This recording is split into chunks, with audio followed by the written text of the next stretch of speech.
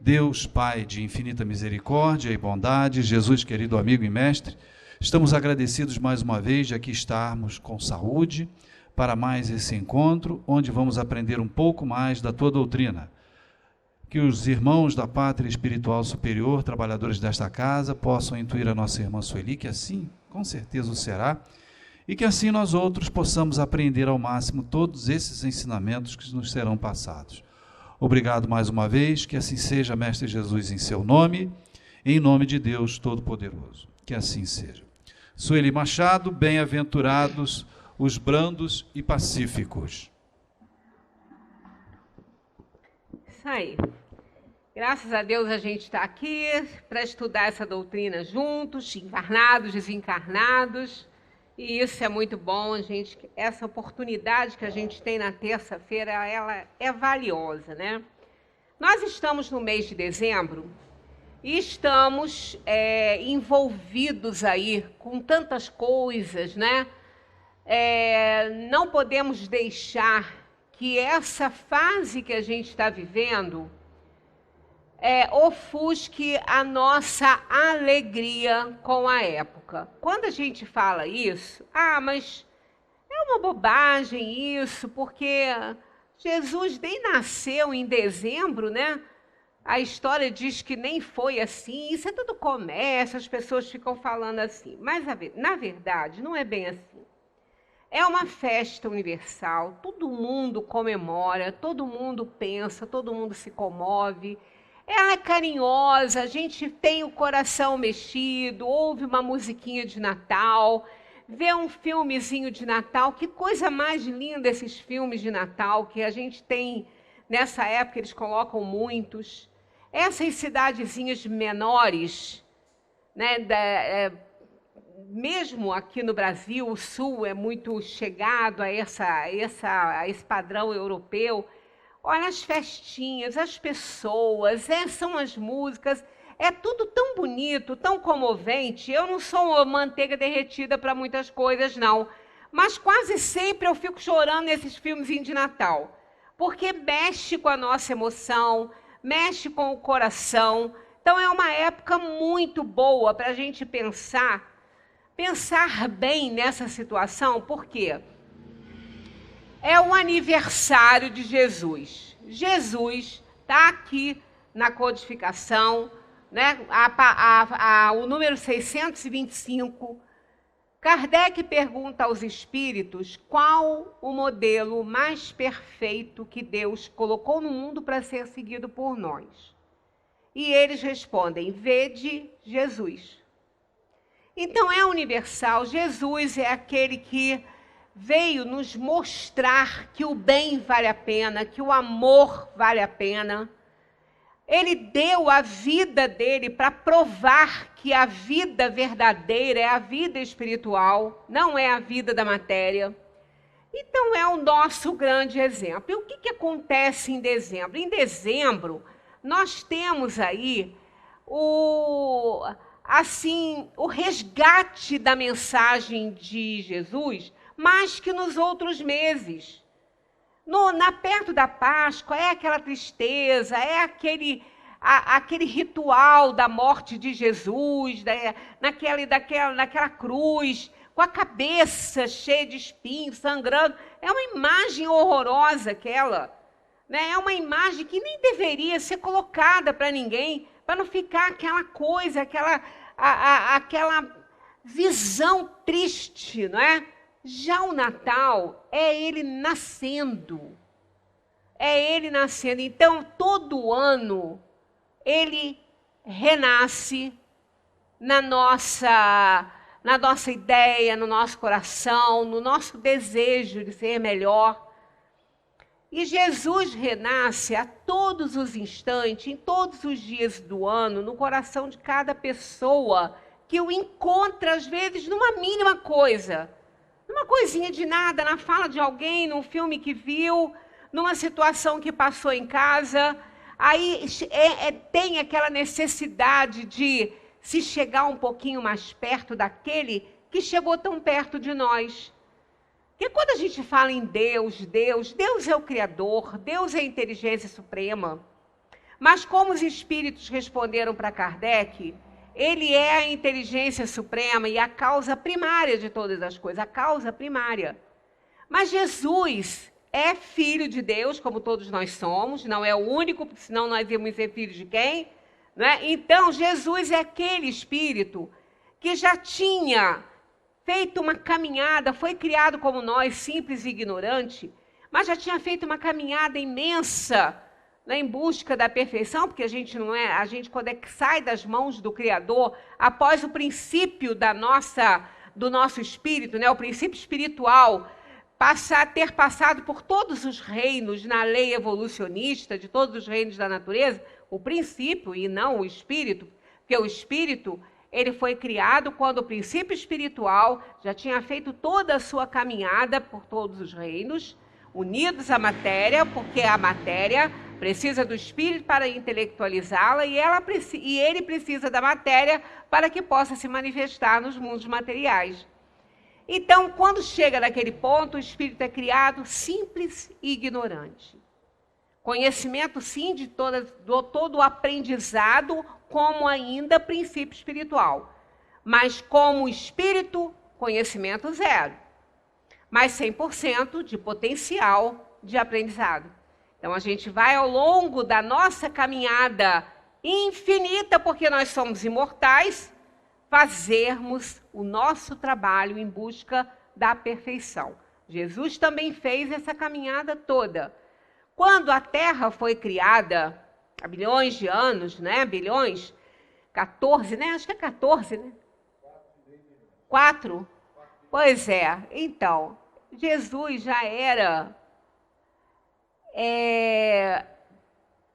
relativamente, que perfeição absoluta só Deus, relativamente perfeito em relação àquele mundo que começava.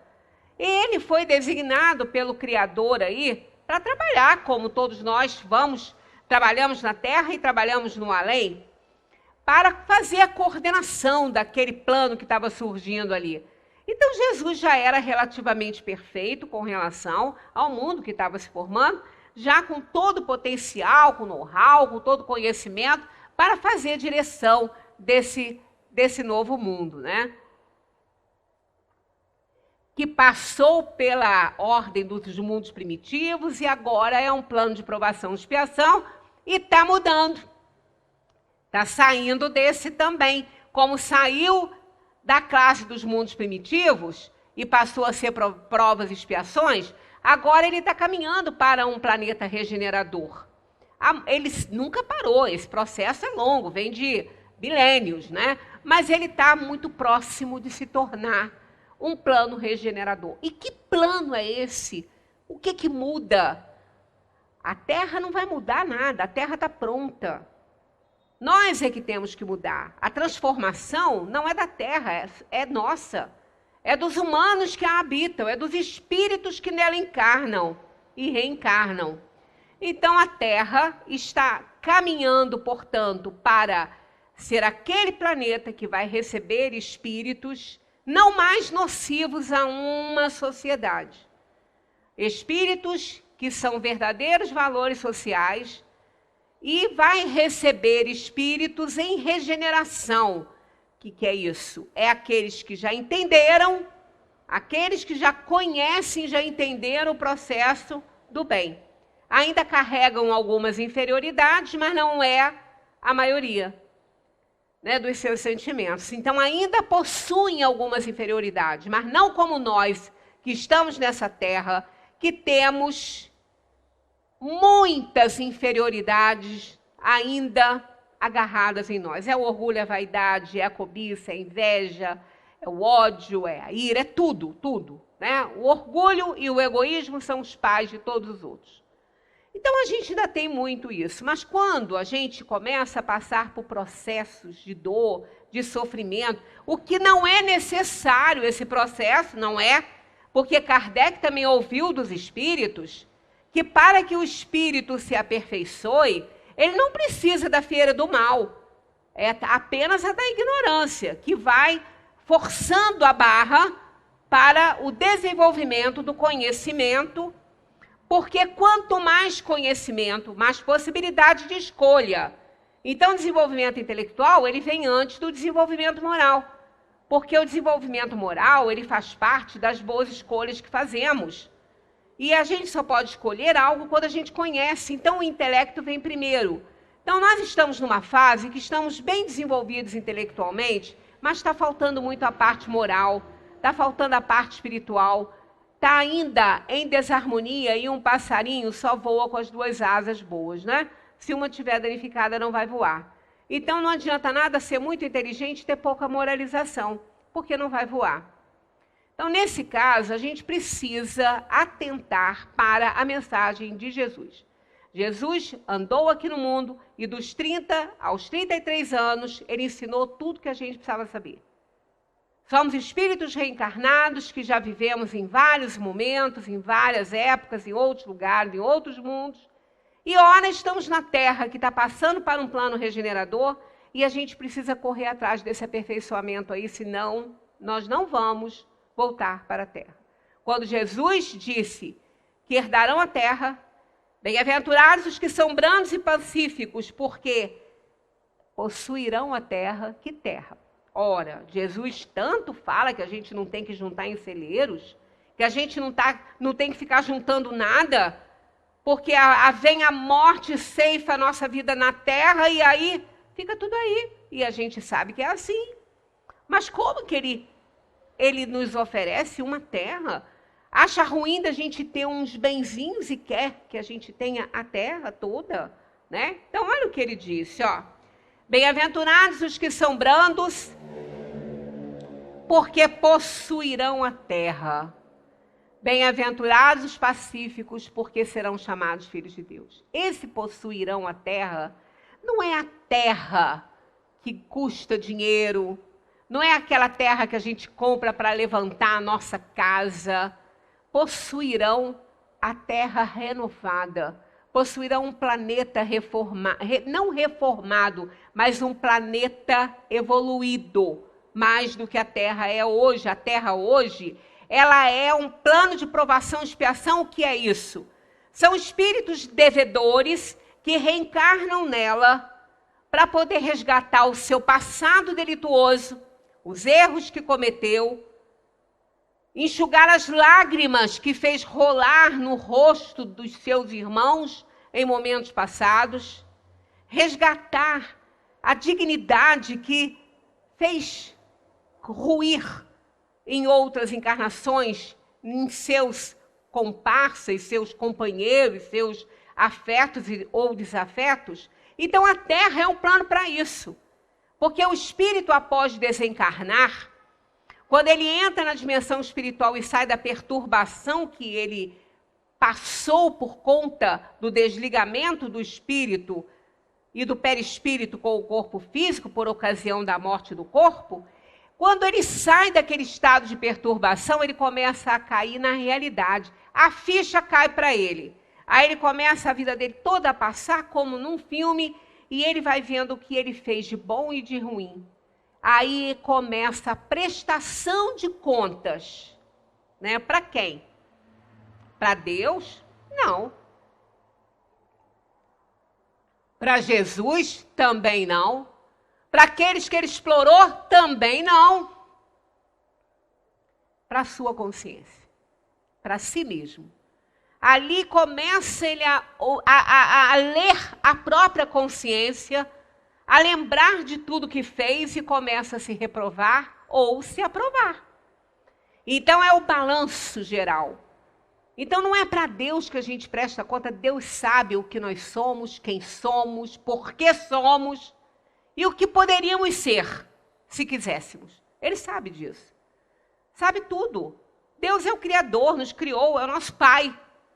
Mas Ele também nos criou simples e ignorantes e nos deu o livre-arbítrio para que, através do conhecimento adquirido, pudéssemos fazer escolhas que deveriam ser boas, escolhas elegantes, para que a gente possa dar certo e fazer mais rápido a nossa caminhada pela Terra e por outros mundos também. Então, Ele nos conhece muito bem. Mas nós precisamos também aprender a nos conhecer, a avaliar nossas atitudes com sinceridade e não com justificativas, botando a culpa no outro, transferindo as nossas responsabilidades para outra pessoa. Isso não adianta nada, isso só vai nos fazer sofrer. Então, a hora que o espírito cai na real dele, que ele vê o que ele fez, o que ele deveria ter feito, o que ele não poderia ter feito e que ele fez, qual foi o mal que surgiu do bem que ele deixou de fazer, e isso ocorre, então o que acontece? Ele quer reencarnar. Ele quer. Ele precisa reencarnar. Porque aqui se faz e aqui se paga. Isso não é um ditado aí? É verdade isso. Aqui se faz, aqui se paga. Então ele vai ter que voltar para a Terra. Ele vai voltar para cá e vai resgatar o passado dele. Ele vai enfrentar as situações difíceis que ele mesmo criou para ele, com os males que ele provocou, com as negligências e imprudências e inferioridades com que ele lidou com a sua vida nas últimas encarnações, porque isso não é apenas na última. Então ele reencarna e vem passar aqui dificuldade. Agora, precisaria de reencarnar para passar dificuldade? Não. Ele veio para um plano de provação e expiação porque ele deve. Ele cometeu delitos que ele tem que consertar. Ele fez maldades que ele tem que rever essa situação. Ele tem que ressarcir aquelas almas que ele prejudicou. Então ele vem para o mundo. Por isto é um plano de provação e expiação. Então esse resgate se chama expiação. E a provação é o quê? A provação é aquele espírito que não tem que resgatar. Ele tem apenas que provar que já melhorou. Ele nem explorou ninguém, mas ele continua aprendendo e ele vai aprender infinitamente porque ele é imortal. Então ele vem para um mundo de provação e expiação, aonde o mal ainda impera, aonde as maldades ainda estão enraizadas, para que ele se veja diante de tudo isso e prove para ele mesmo, porque Deus já o conhece, e prove para ele mesmo que ele é capaz de superar tudo isso. Então ele não está num resgate de dívidas, ele está numa prova de que ele está melhor. Então a expiação é ligada ao passado do espírito e a provação é ligada às vidas futuras. Porque ele está provando que ele já sabe, que ele já está melhor e que ele pode ter uma encarnação onde ele pode ser mais bem aproveitado, já que ele está mais adiantado. Então ele pode até mudar de plano, né? Então essa questão aqui, bem-aventurados os que são brandos, porque possuirão a terra, é isso aí. É aquele espírito que já entendeu que ele tem que ser melhor. Ele já aprendeu que ele não pode prejudicar ninguém, que ele não pode explorar ninguém, que ele tem que fazer o bem, que é o único objetivo da vida. Então ele reencarna numa terra melhor. Terra, nesse caso aqui, se referindo ao mundo material. Todos eles, digamos assim. Então, terra com T minúsculo. Aí essa terra com T maiúsculo, que é o nosso planeta, vai passar para um plano regenerador. E esse plano regenerador é para receber espíritos assim, que já entenderam que não podem fazer o mal. Não são mais a laranja podre do saco para apodrecer todas as outras. Então ele vai reencarnar numa terra melhor. É a terra prometida por Jesus. É a terra prometida. Quando ele desencarnou, né, quando ele saiu aqui da matéria, na ocasião ele fez todas as pregações, ele fez o Sermão do Monte, né, no qual está inserida essa bem-aventurança. Só ele é o suficiente para nos ensinar uma vida plena de felicidade. Só ele. E foi um só, hein? Um sermão. Reuniu todas as bem-aventuranças. Todas as 8 ou 9, não sei, bem-aventuranças. E ele explicou tudo isso. Quer dizer, ele mostrou tudo isso para a gente. Então ele falou, quando por ocasião da morte, ele falou assim, eu vou, mas eu lhes enviarei o Consolador prometido, que poderá estar eternamente convosco. E só o que pode estar eternamente conosco é o conhecimento. São as nossas virtudes, qualidades, o que nós podemos adquirir em termos de virtude, qualidade mesmo. Que isso vai estar eternamente conosco.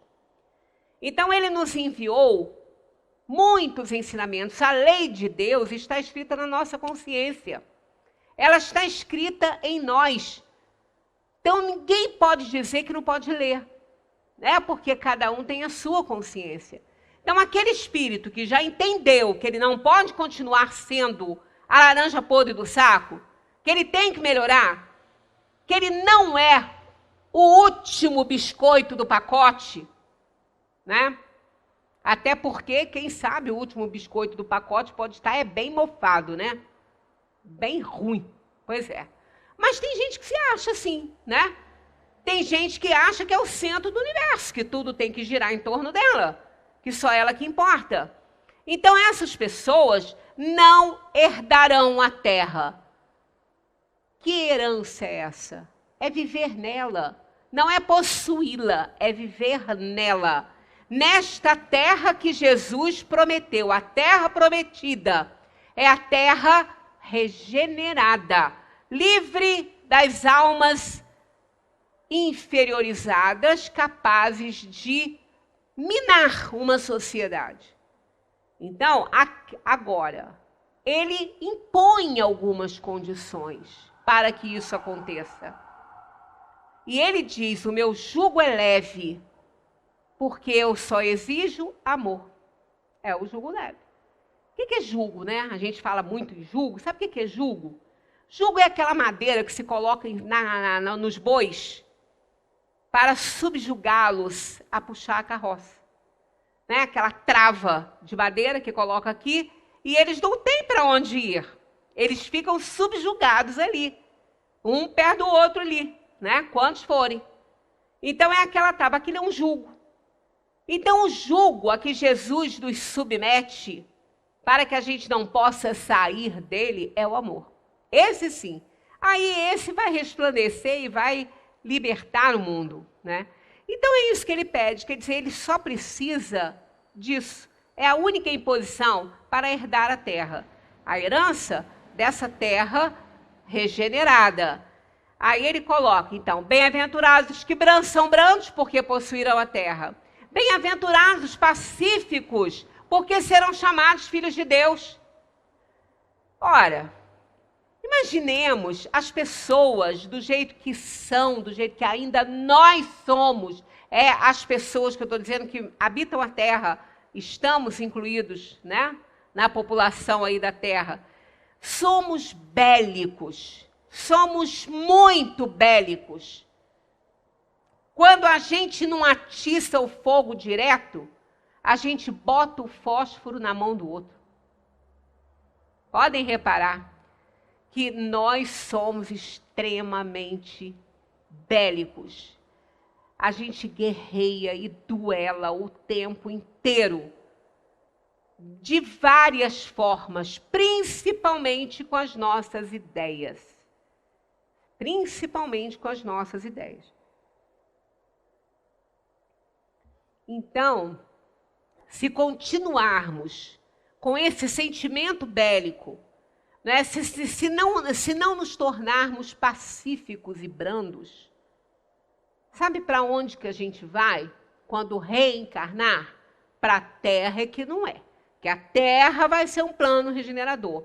Aí nós vamos para um planeta, reencarnar num planeta, sabe-se lá que constituição vai ter?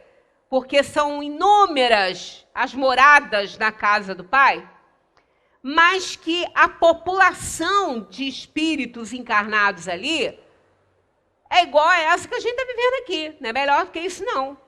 Ou talvez até pior. Então, a gente tem que repensar isso aí. Começar a amansar o coração, ficar mais dócil, mais tolerante, porque paciência é difícil de adquirir. Porque a paciência é a mãe de todas as virtudes. Uma pessoa que é paciente, ela reúne todas as virtudes. Então, paciência. Às vezes a pessoa fala assim, eu perdi a paciência e botei para quebrar. Você não perdeu não, amigo. Você não pode perder o que nunca teve.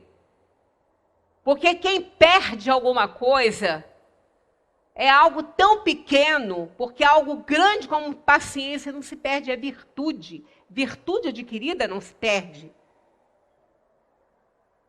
O que a gente perde é a tolerância, que ainda não é a paciência, a gente tolera apenas. a gente apenas se segura, atura alguma coisa. Aí sim, essa a gente perde. Essa aí, quando o copo está cheio, ele vai transbordar. E não vai ser bom. Vai fazer sujeira. Então, essa é a questão. Se a gente não se tornar um pouco mais brando, através da tolerância, através da ideia, né, de atitudes amorosas, ainda que a gente não reúna o amor ideal, que esse a gente não tem nesse mundo, porque o amor que a gente tem é o condicional. Eu só amo aquela pessoa que ela me serve de alguma forma, porque fizer alguma comigo, quero distância. Isso não é amor. Isso aí é um sentimento. É amor? Pequeno. É um amor. Ah, mas existe amor pequeno? Existe. A definição de amor que os espíritos dão no livro O Evangelho segundo o Espiritismo, na Lei de Amor, é que o amor é o sentimento por excelência. É o instinto elevado à altura do progresso feito. É a definição e eu achei ótimo. Porque quanto mais você conhece, quanto mais você aprende e digere aquilo que você está aprendendo, mais você coloca aquilo na corrente do seu pensamento e pratica o bem. Então, você vai crescendo, você vai se desenvolvendo, vai aperfeiçoando essa história de amar, né? Daí você deixa de amar sob condição. Aí é um passo que, às vezes, quando uma pessoa que você gosta, ela faz alguma coisa errada, mas se você gosta dela, você não pode negar, porque você está vendo que ela fez errado, então não tem como tapar o sol com a peneira ali, você tem que admitir. Aí você começa a pensar assim, não, mas ela não pode ser definida por isso que ela fez. Isso foi uma atitude. Eu não posso achar que ela seja irresponsável por apenas uma atitude que ela tomou de irresponsabilidade. Então, não é ela que é irresponsável, foi a atitude que ela tomou. Há pouco tempo, eu tive que falar isso para uma criança de 5 anos, a minha neta. Ela tinha 4 na época. Ela ficou fazendo uma coisa desagradável. Aí eu virei para ela e falei assim, olha só, isso é feio, hein? Você está fazendo. Isso é feio. Aí ela começou a chorar e falou assim para mim, você está me chamando de feia?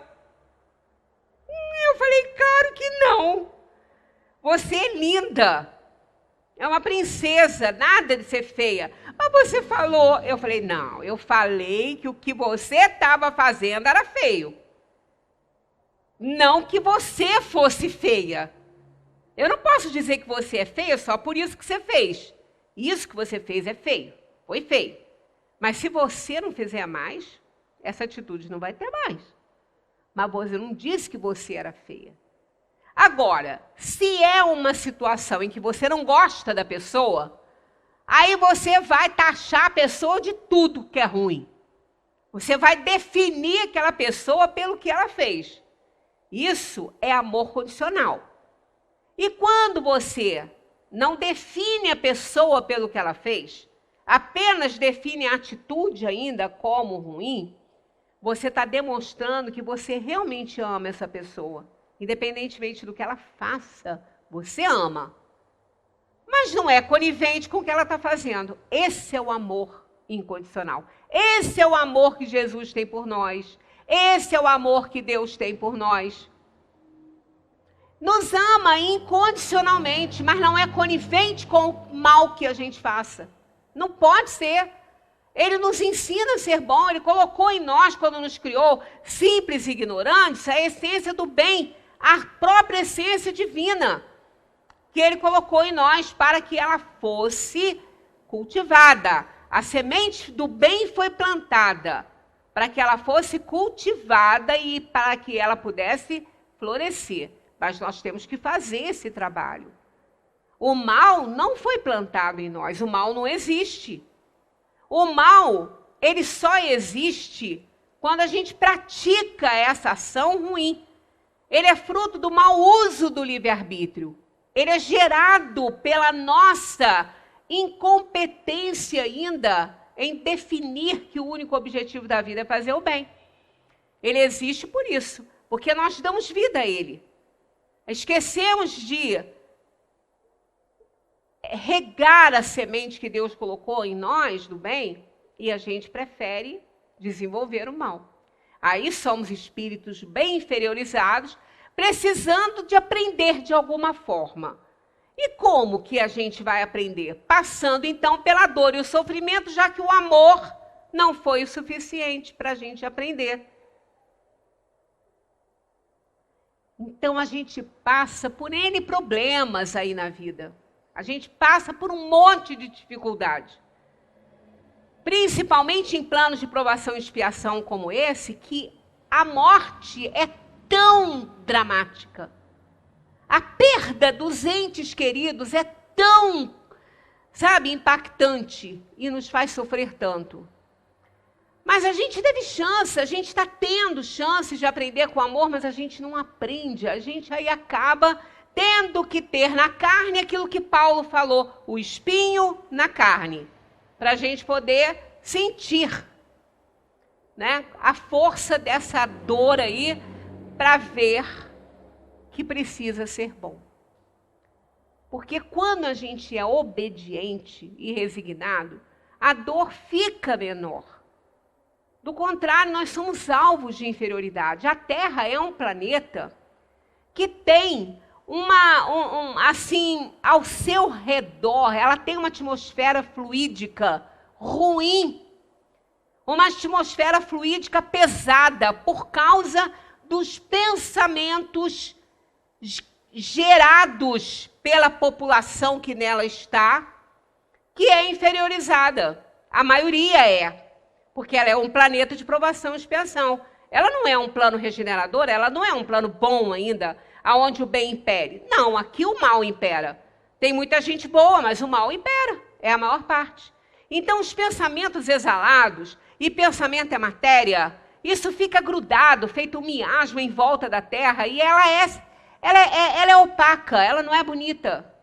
Como o Gagarin disse que a Terra é linda, é azul, pois é, essa é a visão material dela, mas a visão espiritual dela não é essa. Os espíritos dizem que ela não é um planeta bonito, que ela é um planeta bastante viscoso, né? Como se tivesse assim uma névoa densa, se movimentando em volta dela, lamacenta, uma coisa feia, por causa da emissão dos pensamentos inferiorizados daqueles que aqui vivem.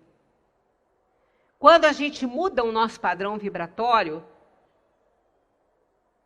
a gente começa a se forçar a sentir um pouco mais de amor, um pouco mais elevado pelas pessoas, a ter um processo melhor de empatia, se colocar no lugar de tanta dor, tanto sofrimento, como estaríamos reagindo. A gente começa a melhorar a nossa vibração, é menos um a vibrar mal para a Terra, e essa atmosfera, se muitos espíritos começarem a fazer isso, ela vai se limpando. Ela vai se desfazendo e vai ficando realmente linda, como Gagarin viu, né? Então, aí Jesus continua.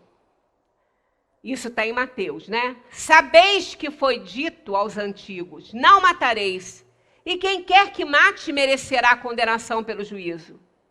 Eu, porém, vos digo que quem quer que se puser em cólera contra seu irmão, merecerá condenação no juízo.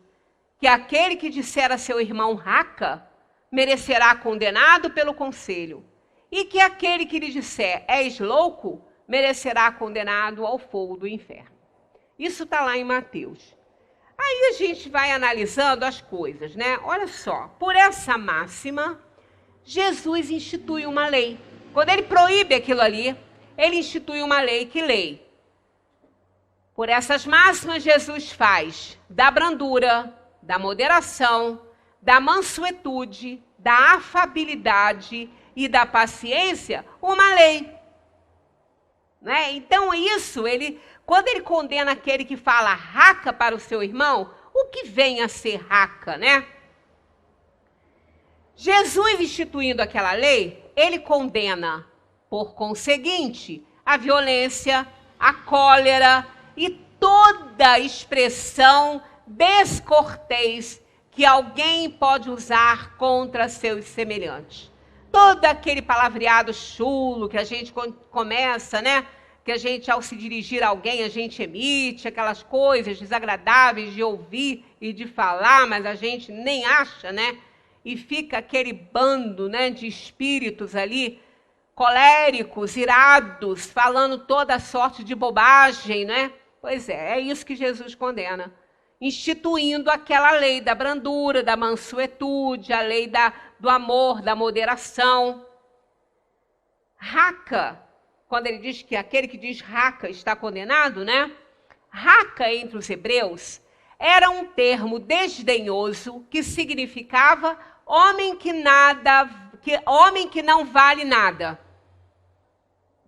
Gente, olha que coisa séria, né? Você falar para alguém que ele não vale nada. Raca era isso. Chamava de raca.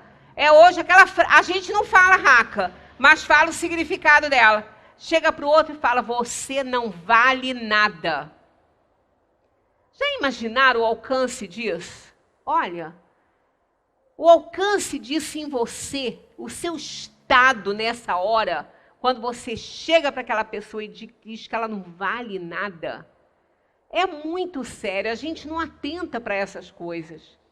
O nosso estado naquele momento, o nosso sentimento naquele momento, o nosso pensamento, na hora que você vira para alguém e diz, você não vale nada, olha só. Eu sei que ele pode ter feito alguma coisa muito errada, ou que ele pode estar fazendo e vir fazendo há muito tempo, mas olha, falar que ele não vale nada, isso é muito sério. Primeiro porque ele é um irmão espiritual teu, porque ele foi criado pelo mesmo Deus que você foi. Então, olha, acham que um pai vai gostar que alguém chegue para ele e vire para ele e fale assim, olha, seu filho não vale nada. Olha, que coisa terrível isso. É o que a gente faz a todos os instantes com Deus. Já pensou se Deus fosse ofender com a gente? Nossa, pensa bem. Né? Então, é muito sério isso. E a gente faz o tempo todo. A gente rotula pessoas, a gente tem preconceito de toda ordem. A gente é cruel, é cruel. Tem pessoas que são cruéis com o outro. E sabem que estão sendo, mas não ligam para isso. Como que acha que uma pessoa dessa pode estar num plano de bondade? Não pode. Ela tem que aprender para entrar nesse plano.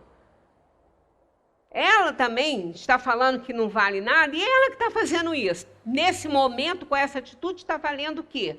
Nesse momento. Não é ela, é o momento, é o que ela está fazendo. Então é terrível isso. Então é isso que Jesus condena. Nós estamos aí nesse dezembro, nesse Natal, né, querendo reviver as mensagens de Jesus. A gente tem que rever o nosso comportamento. O que nós estamos fazendo com tudo que ele ensinou, que é para isso que a gente comemora o Natal todo ano, para fazer valer os ensinamentos de Jesus. Vai mais longe, pois que ameaça com o fogo do inferno aquele que disser a seu irmão, és louco. Gente, mas é só uma palavra, né? A gente fala, né, o tempo todo. Eu falo para Abel, Abel, você é louco, hein, fazer isso. Fulano, você é louco. Gente, mas não é essa conotação. É evidente que aqui, como em todas as circunstâncias, a intenção agrava ou atenua a falta. Então, veja bem, não é a palavra em si. Não é isso, é o que gerou a situação que fez essa pessoa falar isso. Então, olha a carga de insatisfação, olha a carga de raiva, de ódio que ela está. Para ela chegar para alguém e ter que falar um negócio desse, né? No sentido mesmo pesado da palavra. E não naquele sentido figurado que a gente fala, querida e queridinha, né? Naquelas coisas, não é aqui, é isso. É o que gera, é o que está por trás, é o sentimento, é o comportamento que aquela pessoa é capaz de matar alguém ali. Ela é capaz de cometer uma insanidade com o que ela está sentindo. Então, olha o grau de belicosidade dessa pessoa, né? Então, é isso que é condenado. Não é apenas por falar. É toda palavra ofensiva, é que toda palavra ofensiva exprime um sentimento contrário à lei de amor e da caridade que deve presidir as relações entre os homens e manter entre eles a concórdia e a união. É que constitui um golpe desferido na benevolência recíproca e na fraternidade. É que entretém o ódio e a animosidade. É, enfim, que depois da humildade para com Deus, a caridade para com o próximo é a lei primeira de todo cristão. Tá vendo? Então, o que é mais agradável a Deus? É tratar o próximo com respeito. É o que é agradável a Deus. É amar o próximo como a si mesmo. É isso que é amar a Deus. Porque aquele que odeia o seu próximo, ele também não pode amar a Deus, porque Deus é pai daquele que também ele sente um ódio mortal e quer matar, né? E qual é o pai que vai gostar disso, né? Então, se a gente não é capaz de amar o próximo a quem a gente vê, como é que a gente vai amar a Deus que a gente nem vê? Né? Então, a gente não pensa muito sobre isso. O Evangelho, segundo o Espiritismo, elucida todas essas coisas para nós e não criou nada, porque a mensagem é a mesma que está lá na Bíblia. Ele apenas nos ajuda a interpretar aquilo ali, porque nós sabemos que a Bíblia, o Evangelho tradicional, ele é muito alegórico, é muito metafórico e precisa de ser compreendido, entendido, interpretado por aquele que está lendo. E os espíritos nos ajudam a fazer esse trabalho quando comentam as mensagens de Jesus. Estranho Jesus falar, bem-aventurados os que são brandos, porque possuirão a terra, tendo recomendado aos homens que renunciassem aos bens deste mundo e havendo-lhes prometidos do céu.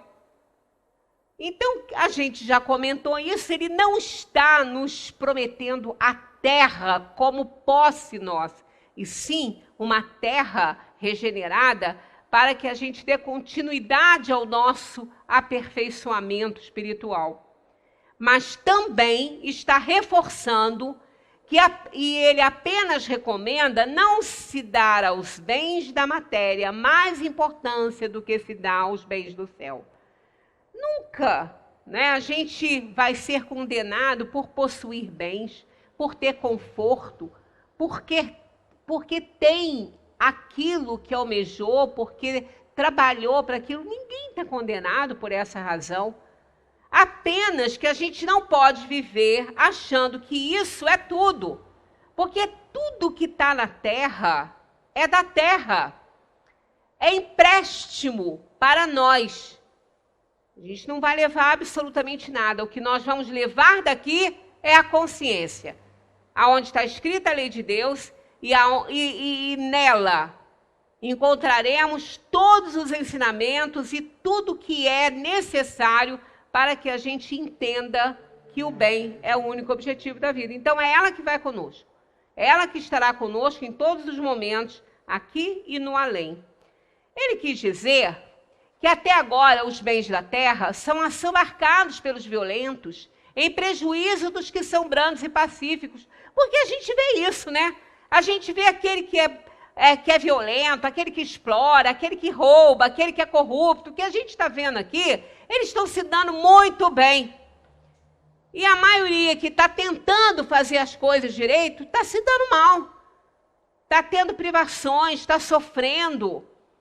Né? Nós estamos numa fase complicada, estamos enfrentando uma pandemia. uma doença extremamente democrática.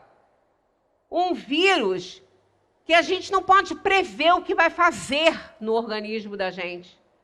Tem uns que são alcançados por ele e nem sabem que foram alcançados por ele. Passaram em brancas nuvens, já outros estão morrendo, outros estão sofrendo demais. Então isso é uma coisa democrática, é um vírus democrático. Não está medindo padrão social, né, etnia, classe, intelectualização, nada disso. É democrático. Qualquer pessoa está sendo alvo desse vírus e ele, dentro de cada um, ele reage desta ou daquela maneira de acordo com aquilo que você tem, né, de comorbidade, de doença, ou seja lá na parte também espiritual, um monte de coisa a se considerar aí. Então, não é verdade que só os bélicos, os corruptos, os malvados se dão bem. Não. Eles não vão se dar bem em momento nenhum. Aos olhos do mundo, até sim. Mas por que muitos estão sofrendo sem achar que merecem sofrer? É um resgate que estão fazendo. Já fizeram muita coisa errada e já entenderam que não está certo e agora estão operando o seu aperfeiçoamento, consertando os erros do passado. Então, quando a humanidade se submeter à lei de amor e de caridade, deixará de haver egoísmo. O fraco e o pacífico já não serão explorados, nem esmagados pelo forte e pelo violento. Então, o que nós estamos vendo acontecer na Terra é a última oportunidade de algumas almas, daquelas almas renitentes no mal. Elas estão tendo a chance de melhorarem. Elas estão tendo a chance de compreenderem que não vale a pena ser do mal. Se elas não compreenderem, não retornarão para a Terra prometida. Não reencarnarão mais num planeta que está a caminho da regeneração. A benevolência com os semelhantes, fruto do amor ao próximo, produz a afabilidade e a doçura. Ao contrário, né, da belicosidade, ao contrário do egoísmo, do orgulho, né? Mas o mundo está cheio de criaturas que têm o sorriso nos lábios e no coração o veneno, que são brandas desde que nada as irrite, que mordem a menor contrariedade, cuja língua de ouro, quando falam pela frente, se muda em dardo peçonhento quando estão por detrás. Isto é a característica de espíritos inferiores, que habitam a Terra no momento atual. E nós estamos incluídos neles. Essa leva toda de espíritos tem uma variedade enorme de níveis de evolução. Vai do malévolo até o quase bom, que não é bom ainda porque ele está na Terra ainda, precisa fazer alguma coisinha, mas vai ser bem-vindo num plano de regeneração. Então a gente precisa acordar, deixar, sabe, essa violência, deixar essas investidas de ira, de vingança, de ódio, deixa isso de lado. Vamos adoçar o coração, porque é exatamente isso que vai ser a ponte para a terra que Jesus nos prometeu. A essa classe de pessoas, né, também pertencem esses homens de exterior benigno que, tiranos domésticos, fazem que suas famílias e seus subordinados lhes sofram o peso do orgulho e do despotismo. Envaidecem-se de poderem dizer: aqui mando e sou obedecido, sem lhes ocorrer que poderia acrescentar: e sou detestado. Então, planos inferiores como o nosso, com essas características, isso é muito comum. Tanto que é comum também a gente ouvir, às vezes, alguns elogios de alguém assim com relação a uma pessoa que só conhecem assim, né, no verniz social. Ah, fulano, faz isso com o Beltrano, fulano é tão bonzinho que você está fazendo. Pãozinho? Vive com ele. Leva para você. Põe lá, que eu quero ver se você vai continuar pensando assim. Né? É igual aqui no centro, todo mundo é santo. Né? Todo mundo é bonzinho. Meu irmão... Botou o pezinho lá fora, alguém pisou no calo dele, vai ver o que vai acontecer. Alguém dá uma fechada no carro dele para ver o que vai acontecer. Né? Então, isso é a nossa realidade ainda. É a nossa realidade. A gente precisa acordar para isso e saber que é. Porque a gente acha que a gente é bonzinho. Mas não somos assim. Nós estamos, como dizia Zé Manel, muito mais para o cheiro da carne de porco do que para o perfume das rosas. Muito mais para Hitler do que para São Francisco de Assis. E esse reconhecimento é o primeiro passo para o progresso.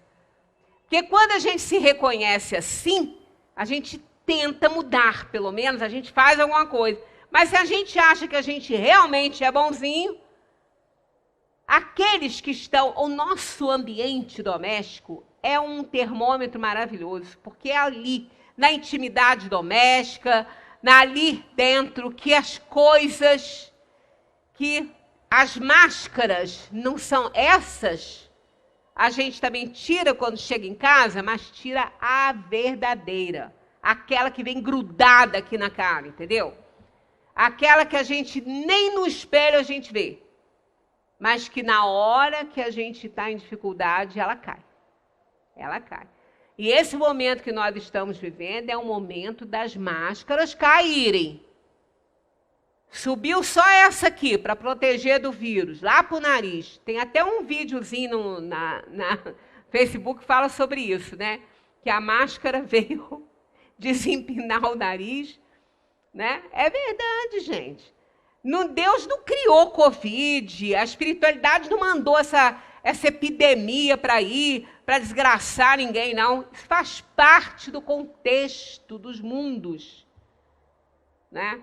Todas essas coisas são geradas por nós mesmos, pelo mau uso do livre-arbítrio, pelos nossos excessos, pelos nossos hábitos, ainda tão, sabe, tão arcaicos, de alimentação e de tudo. Então, isso é gerado por nós mesmos. Não foi Deus que mandou isso, não. Deus não mandou isso para reformar a humanidade. Não precisa. Deus não precisa disso. A humanidade reconhece a necessidade da reforma quando começa a sentir na pele a dor. É igual a parábola do filho pródigo.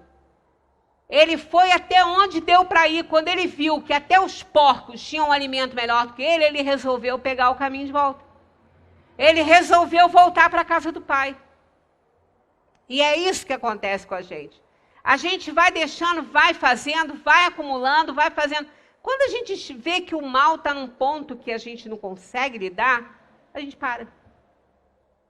Então, tudo isso faz parte do contexto de um mundo de provação e expiação. Bem, como não vai dar para a gente continuar com o nosso estudo, tem 10, a gente está no 10º, são 20 e poucos slides sobre esse assunto, e tem muita coisa legal. Nós vamos continuar semana que vem. Ó, não é novela, mas a gente está só no primeiro capítulo. Semana que vem a gente vai dar continuidade a esse brandos e pacíficos, porque herdarão a terra, né? Que são os bem-aventurados que herdarão a terra. Até lá, deem uma olhadinha no Evangelho segundo o Espiritismo. Quem não tem em casa, tem a Bíblia, dá uma olhadinha no Sermão do Monte ali. Dá uma lidinha, porque é uma excelente leitura para essa época. A gente relembrar, né, os conselhos de Jesus, né? Mais acertado do que isso não tem. Então, muita paz para todos, que a gente continue estudando, se não for a doutrina espírita, mas a doutrina que abraça, e repensar que Deus é um Pai misericordioso, ama incondicionalmente cada filho e não quer nenhum deles sofrendo. Então, a gente precisa pensar nisso. Eu sou um filho querido de Deus. O Senhor é o meu pastor, não me faltarás. Olha só. É não é nada, tá bom? Não é o Senhor é meu pastor e nada me faltará, não. Nada é pouco demais. Nada é coisa ligada às coisas do mundo. É não me faltarás. Quem? Ele. Deus, o Pai misericordioso.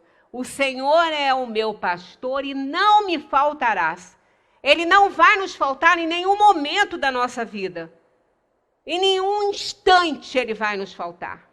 Por pior que a gente esteja, por mais abandonado que a gente ache que possa estar, não está. Porque Deus é misericordioso e nos ama incondicionalmente e não nos abandona. Quando a gente acha que ele não está do nosso lado, é porque a gente está no colo dele.